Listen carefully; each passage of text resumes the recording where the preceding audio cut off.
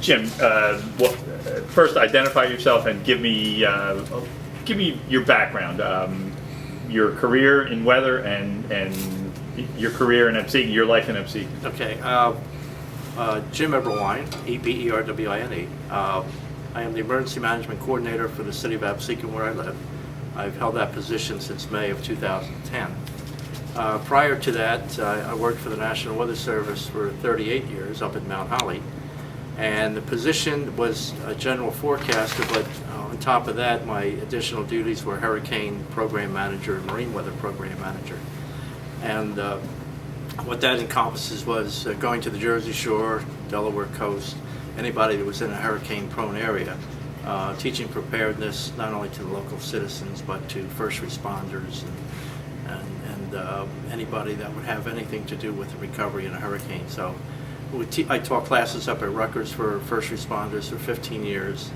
I taught classes out at the National Hurricane Center and at the National Hurricane Conference, made presentations at the National Hurricane Conference, and have been very fortunate because early on I met Neil Frank, who was then director of the National Hurricane Center, and he explained to me how vulnerable this area is if we were to have a hurricane approach much like Sandy did. So the preparedness from our office in Mount Holly and also the concern from the National Hurricane Center has always been for this type of storm up in the Northeast like this.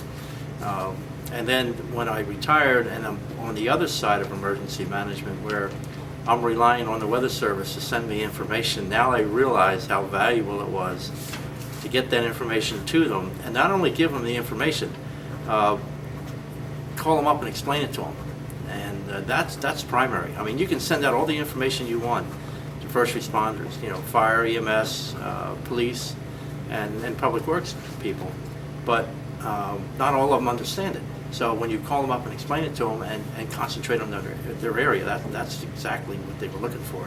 That's worth its weight in gold when you do something like that. So, and you know, I have the utmost respect for anybody who does this job. Now, when the Mayor Rocco, approached me after I retired, and he said, "Jim, would you like to be the coordinator?" I said, "Mayor, I'm not a fireman, I'm not a policeman or EMS or Public Works. I don't know, you know."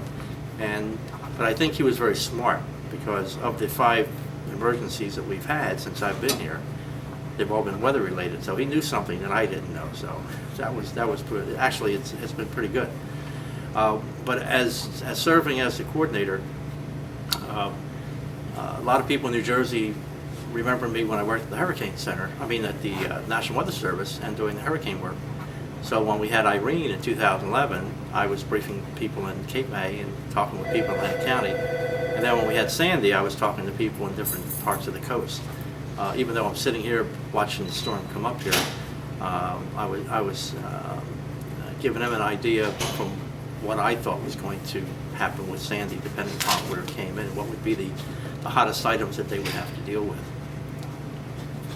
And just tell me a little about Absecon, how long you lived here. And I came down to South Jersey in 1978 to work at the National Weather Service office in the Tech Center. I was at the main hangar there. And then I moved to Absecon in 1997.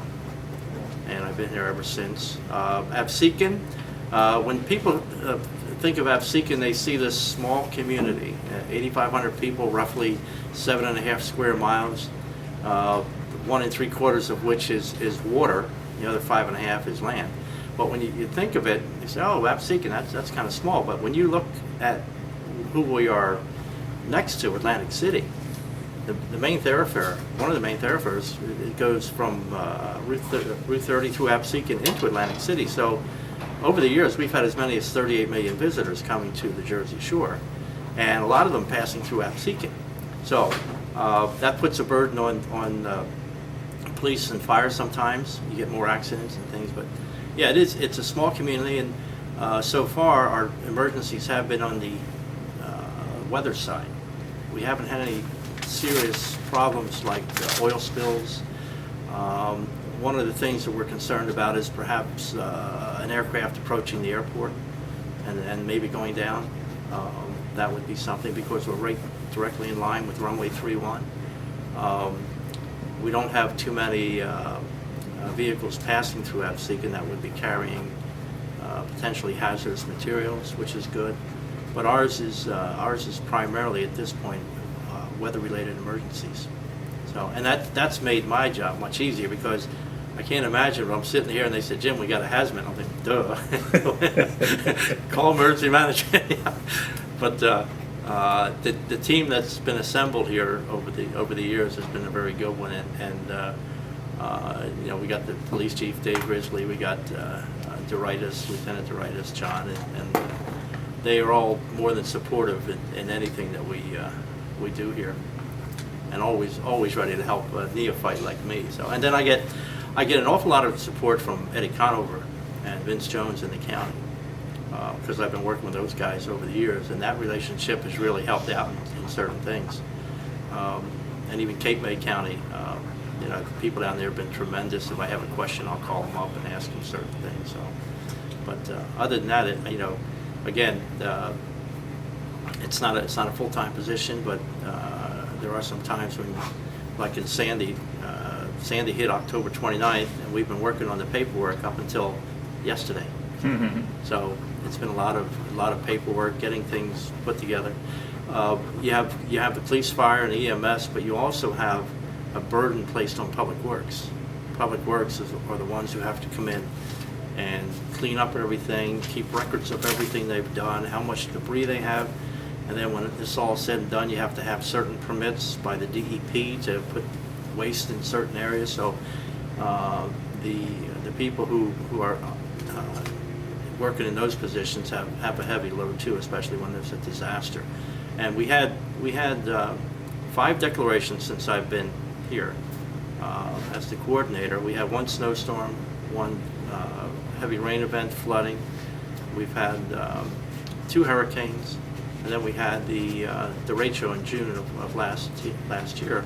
And to many people in the county, that was a major disaster. That was far worse than Sandy, because I think the tabulation at one time had the Atlantic Electric in the derecho had 204,000 people without power. I think under their same umbrella in Sandy was about 180 or 190,000. And I always over my career stressed the significance of being selfish with your disaster. You don't want to share a disaster with nobody. And June 30th was the best example, because Atlantic County took the brunt of that windstorm, and parts of Cumberland and Salem and Southern Ocean, but mostly Atlantic County. And that's 1 county of 21, so the other 20 were rushing to give aid to Atlantic County, whereas Sandy affected everybody from Virginia up to New England. And when you have a major city like New York involved, and Philly involved, and Washington involved, sometimes you're put on the back burner as far as recovery and getting materials to you. So that's why it's always, you know, always nice to have your own disaster, but you can't have that all the time. And you're seeing what happened with Sandy. It's $60 billion so far, I think. Okay. So this is your office? Yes. In emergency? During a Sandy, how long were you here? How long were you in this room? Probably several days. Not going home? Not going. In fact, in Irene, we'll go to Irene first. In 2011, we had to evacuate where I live. Everything east of Route 9. Remember, that was the evacuation declared by the governor. In Sandy, that borderline wasn't given. It was just primarily the barrier islands that had to evacuate. But what made it difficult is the Shore Road down here where I live, South Shore Road, that floods. So I got out and I came here to the police station, spent most of my time here. My wife was with our daughter up in Clark's Landing Road in Galloway. So I spent a good amount of time here prior to the storm, during the storm, and even after the storm, gathering information. I think for 4 or 5 days later, the mayor, myself, Matt Ward, Chief John DeRitis, all went around to different properties that were affected and got a catalog of the damage, whether it was from flooding or whether it was from winds. And that was especially helpful, because the quicker you can gather that information, compile it, and ship it off to the county and FEMA, the quicker you'll get your funds for anything that you had to put out during the storm. So that was done very, very efficiently, and I think we were one of the first to get the information. Again, we're a small community. We're not like Galloway. Galloway's, you know, much, much bigger than we are. But it's just a team effort when you have something like that happening. And people come in at different times, and depending on what degree of inconvenience you're going to have here, or severity of the storm, that dictates what kind of manpower you're going to have to go out there again and get some of these live wires out of the way and call the electric company. And that's another major player too, is the electric company. Utilities, they are extremely instrumental because they keep emergency services running most of the time. In that derecho in June, I know I'm bouncing back and forth between Sandy and that, but in that derecho in June, I think every emergency management official was without power in the countywide. So you couldn't coordinate, you couldn't do anything. And in Sandy, there were some major outages too. So, but the whole network is set up beginning with the state of New Jersey. You have New Jersey Office of Emergency Management. There's only 2 states in the country where the Office of Emergency Management is headed by the state police. One is Michigan, and the other is New Jersey. And I think that's good because at times when you have a disaster like that, it's nice to have that regimented group of people handling things, you know, and they're carrying guns too, so yeah, it gives them a feeling of authority. Right. Because you don't know what could happen in a disaster like that. I know in Long Beach Island, I went up there a couple of days after Sandy, and I went around the island. They invited me up in a National Guard vehicle. And there was this discussion, how do we put the point out and get it across to the people how serious it is about not getting back to the island right now. And I remember something I saw in New Orleans. They had a Coast Guardsman standing there with a rifle. So when you come up to a checkpoint and you see somebody, they're serious about this event and keeping people off the island, keeping them out of harm's way until it's clear, that sends a sign right there. So each disaster was different, the snowstorm, but Sandy taxed a lot of people because of the direction that it made landfall. And it wasn't too far away from here either, where it made landfall in Brigantine. Right. But you know, one of the funny things, there's a law in New Jersey that first responders are not allowed to go out into the field once the winds reach 39 miles an hour sustained. That's a law. And the reason for that is because you have to take into account that they're going out into harm's way to protect somebody that was asked or save somebody that was asked to leave earlier, and they didn't. So now these guys have to go out, but when the winds reach a certain threshold, they cease operation. I was watching the computer here with the winds, and these 2 police officers came in walking through the door here, and they said, I said, man, it must be howling out there. And they said, no, Jim, it's dead calm. Well, the eye passed right over here. I think it was close to 7 o'clock. So, and then once it went inland, it picked up again. But the major problem that the public has with evacuation, they think that when you ask them to evacuate, they're either going to die in the storm or their home's going to be destroyed. Well, in some cases, you may see that, but the primary reason for people to evacuate is if you don't evacuate and your road gets flooded and you get chest pains or you start to get sick, you can't get any trucks in there to get them. The water's too deep. So you don't have any resources to get through the winds, through the rain and the flooding to get to them safely. And the other thing too is if you had a fire, and we saw that with a lot of communities up north, where they were flooded to the point where fires broke out and the fire company couldn't get to them because the flooding was so bad. So when these evacuations are given, it doesn't mean you're going to die if you don't go or your home's going to be destroyed. It just means that services which you usually depend on in your community may not be available for 6 to 8 or 10 hours. So that's a critical thing. I think that the people should realize that it's not something that once a storm goes by, they want to rush in and get back to their home, which is natural. And that's another point of a storm. You have to make sure it's safe. Gas lines haven't been broken and electric lines are okay and things like that, propane, a lot of things floating around. So that's another reason why when you're asked to evacuate, you don't have to deal with that. And then Public Works and first responders come in and clean all that up, and then it's safe to return. So it's a process, but we haven't had too many times to practice it like in Florida. They go through it a couple of times a year in New Orleans and Texas and all those places. But we don't usually get that kind of situation up here like we did with Sandy. So it was kind of new to everybody, but it was nice to have a run through the year before with Irene. That was nice. That was a nice practice hurricane. Did Irene cost you, though, in the sense that people didn't take the warnings as seriously the next time? We heard that, but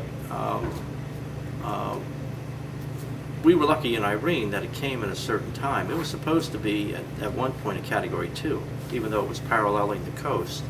It was supposed to be a Category 2 when it came ashore. That would have been devastating.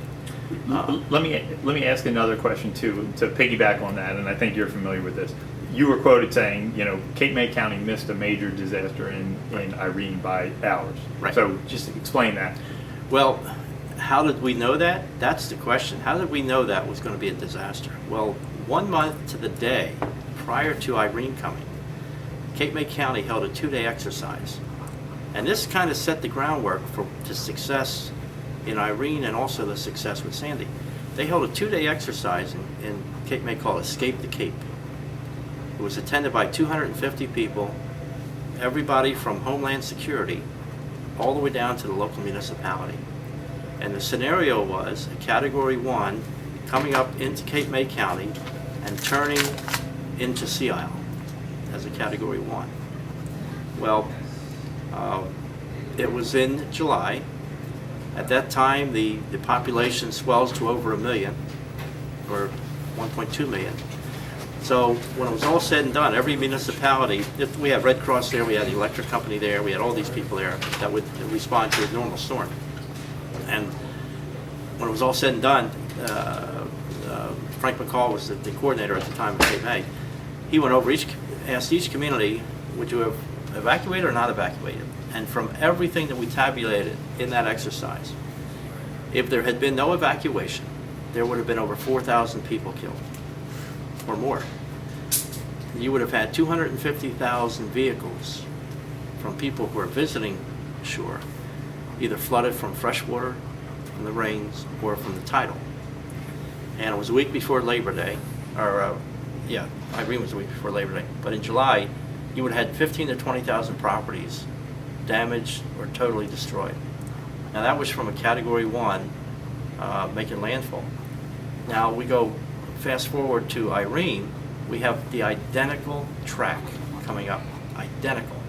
So when the briefings were done for Cape May and Atlantic County for Irene, a lot of those people had been at that exercise and they're thinking, holy crap, if we don't do something with Irene, especially if they're saying now, the Hurricane Center's saying now it could be a 2, then if we don't get these people out of there, it's going to be serious. And to be quite frank with you, Martin, if there were officials in charge who attended that exercise and knew what could possibly happen with that event and didn't take any action in Irene, and Irene came in, and it would be criminal, absolutely criminal. I mean, here you had a fresh exercise telling you all the things that would go wrong. Now you got the event coming a month later and you don't do anything. So I think that was one of the things that forced the hand of, say, the state and also the county people, that this is what really could happen with 1 million people visiting, or in fact, I think we evacuated 2 million people in New Jersey. It came at the wrong time, which was good. But when it got past Ocean County up to Sandy Hook, it came at high tide, so they had a 10-foot tide. So that was, they came there a record tide in Sandy Hook. So now we get Sandy, and not only is one of the benefits of Sandy was that we didn't have 1 million people to deal with. This was in October. They were all home.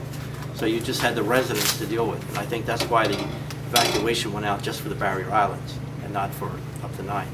So you had Sandy coming, and the emphasis was not out there like it should have been. Sandy was not coming like Irene, it was coming perpendicular. And I remember the Hurricane Center director telling me years ago, in 1976, I was in a plane with him, flying up and down the coast, and he said, Jim, look at the coastline. You got Jersey here, and you got Long Island here. Well, the natural flow of water, once it hits these barriers, is to go in, up the path of least resistance, and that's the East River in New York. So when we saw those tide heights coming in, it was not a surprise that they got that high. But the emphasis was never really placed on a perpendicular strike, even though it was a Category 1. It was always saying Sandy, superstorm, post-tropical. It should have been on Sandy, making a perpendicular strike, and the water levels are going to be much, much, much higher. We, believe it or not, we're on the good side of the storm. You know, if you look at the way the coastline of Jersey is, every tide gauge from, say, Atlantic City down to Cape May, Sandy either fell below what the record was by a tenth of a foot or so, or just equaled it. Didn't do too much as far as surpassing the records that we've had here from 92 and the 62 storm and things like that. As you went north into that area where you have the 90-degree coastline and the water being all forced in, they had record tides. Sandy Hook got 14.4, broke their record, which was 10 feet set in Irene. So that was significant. And the other thing, 40% higher than the record. right. That's significant, especially when you have so much wave action. I think the buoy off of New York there reported a 32-foot wave height. Well, how does that translate to the beach? Well, you take 60% of that. So 32 feet at the buoy translates to about 18 feet breaking waves on the coast. So now when you have these places like Ortley Beach, Manahawkin, Point Pleasant, where, say, you didn't have a good dune structure, now the tide is up from the surge, and on top of that you get the wave action. The wave action is what causes the damage. But when I looked at all the homes up and down the coast, it was absolutely positive that 95% of the damage was surge. When all these homes, starting in Brigantine, where the president was, it was all surge. And then as you went farther north, it was surge, and then wave action on top of that. So the emphasis, I think, in the future will be put on the way that the storm comes across the coast. 90-degree angle, northeast quadrant is by far the worst, and everything north of, say, Brigantine was in the northeast quadrant. That's why they had. Now, initially, I think at 2 o'clock in the afternoon, the Hurricane Center had the low going up the Delaware Bay or southern Delaware, and that would have put Cape May, Atlantic County, Absecon into the critical northeast quadrant based on the direction. So we would have had, we had 10.2 foot tide here, which rivaled 62. But if we had had the eye go south of us, we would have probably been looking at 12, 13 feet. And that's devastating. That's the worst that I have seen there were two of them. I was down in Dade County after Hurricane Andrew. I was in New Orleans after Katrina. They were probably the two worst that I have seen. I mean, I've seen wildfires out in California, big wildfires. I've seen the results of tornadoes, but in aerial coverage and impact, I would say Andrew and Katrina. Now, how does Sandy rate with those two? You had parts of, Andrew was a 5, and went into an area south of a major city. It didn't really go into Miami. It went into Dade County and Homestead. So it really, really avoided the major metropolitan area. I told people in the past I would have liked to have seen it to go into Miami, not because I'm a whack job. It's because I wanted to see how a major city would be able to handle something like that. We still don't know. We haven't had a hurricane strike a major city yet in this country. New Orleans was not hit by Katrina. Katrina went to the east of New Orleans. In fact, what caused the damage in Katrina was the Lake Pontchartrain and the levees breaching.